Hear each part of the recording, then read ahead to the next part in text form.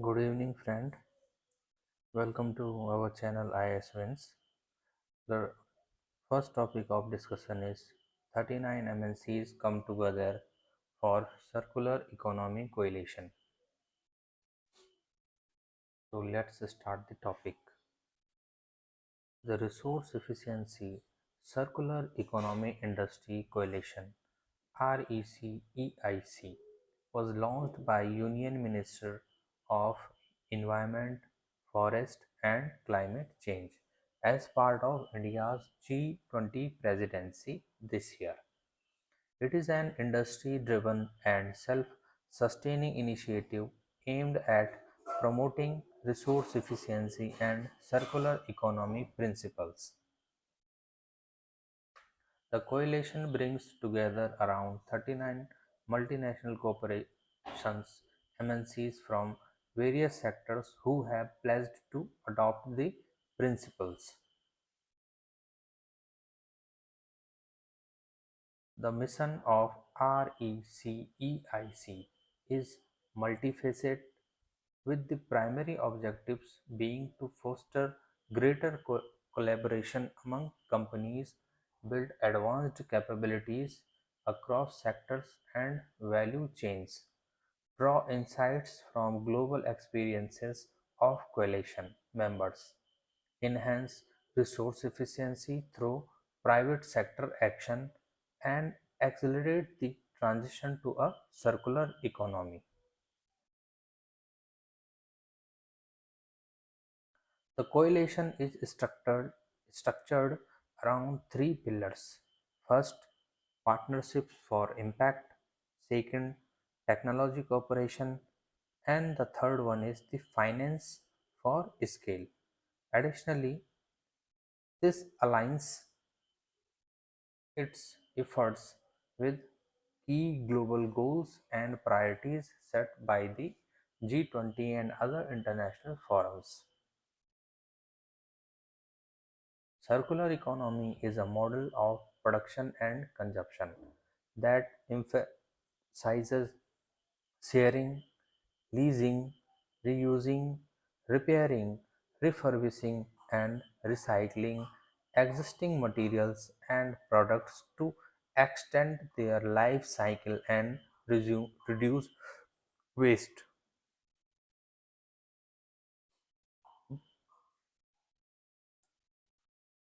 It will extend and reducing waste to a minimum.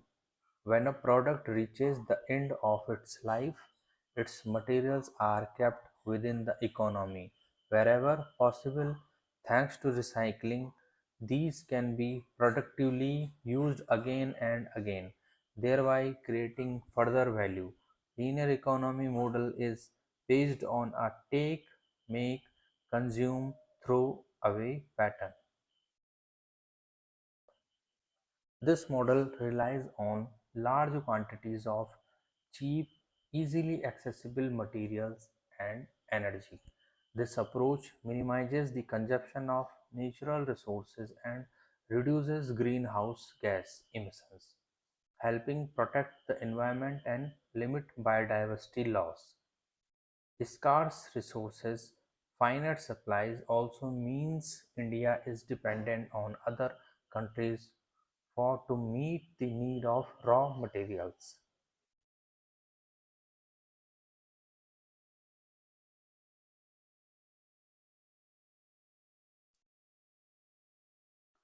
The circular economy model brings several benefits. It reduces the reliance on raw materials, which is essentially as the global population grows and demands for resource increase. By recycling raw materials, countries can mitigate the risk associated with limited supplies and dependency on imports. Consumers will be provided with more durable and innovative products that will increase the quality of life and save them money in the long term. The transition to a circular economy could result in an additional US dollar 4.5 trillion in global economy output by 2030. Redesigning materials and products for circular use would also boost innovation across different sectors of the economy.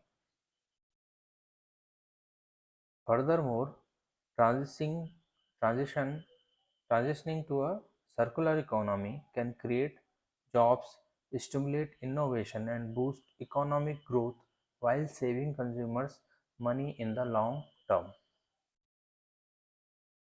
For India, embracing a circular economy offers significant opportunities for economic growth and environmental sustainability. With the projected projected to become the world's third largest economy by 2030,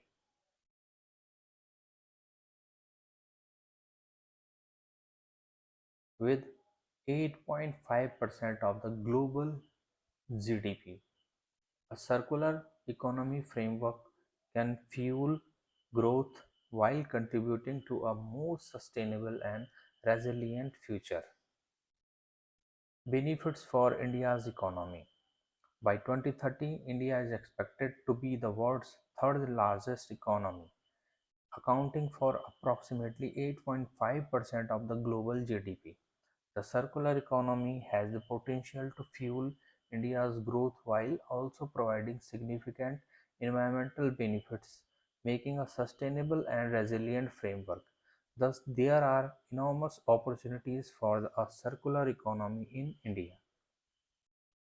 At the Environment and Climate Ministers meeting in Chennai, the Union Minister highlighted the crucial role RECEIC will play in promoting alliances, technological cooperation, innovation, and knowledge transfer.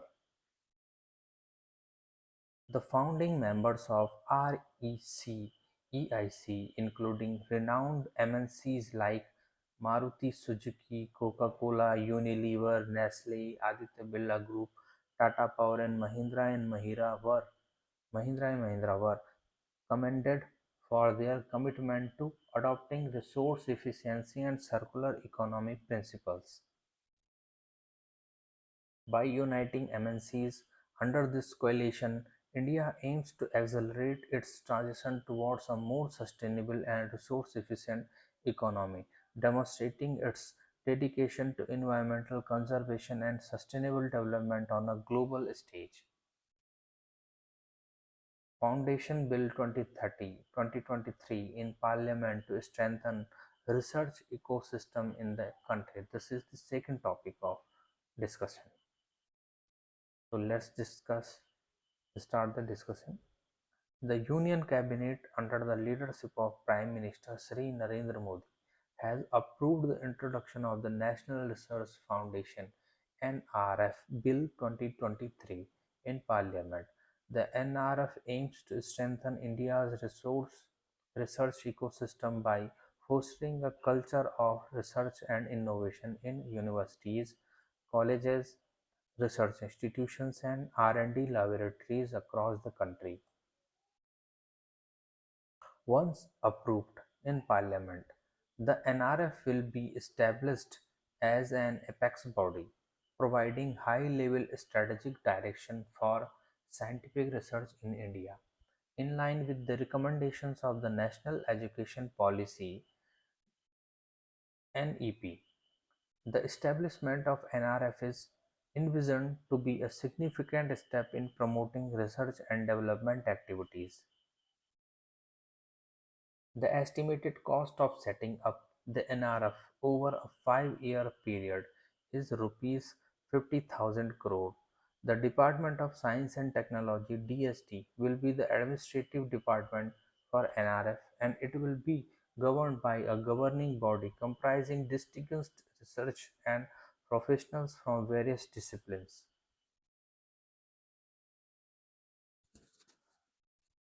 The Prime Minister will serve as the ex officio President of the board, while the Union Minister of Science and Technology and the Union Minister of Education will serve as ex officio Vice Presidents. The NRF's Executive Council will be chaired by the Principal Scientific Advisor to the Government of India. One of NRF's main objectives is to foster collaboration among industry, academia, government departments, and research institutions. It will act as an interface for industrial and state governments to participate in and contribute to research and development activities. NRF will play a crucial role in creating a policy framework and regulatory processes that encourage collaboration and increased spending by industries on R&D initiatives. Additionally, the bill proposes to repeal the Science and Energy Research Board (SERB) established by an Act of Parliament in 2008 and merge it into the NRF. This move will expand NRF's mandate, encompassing activities beyond the scope of SERB's operations. The establishment of the National Research Foundation is expected to pave the way for transformative changes in the research landscape of India. By promoting a culture of research and innovation and facilitating collaborations among stakeholders, NRF aims to propel India's research and development endeavors to new heights, contributing significantly to the nation's progress and development. The third topic of discussion is the anatomy of the Yamuna floodplains. It highlights the significance of floodplains in the context of the Yamuna river system and the urgent need to protect them for sustainable water management and ecological balance. However, over the years, encroachments and concretization, which has severely affected their ability to function effectively in managing floods and preserving ecological balance, have severely impacted the floodplain's ability to function effectively.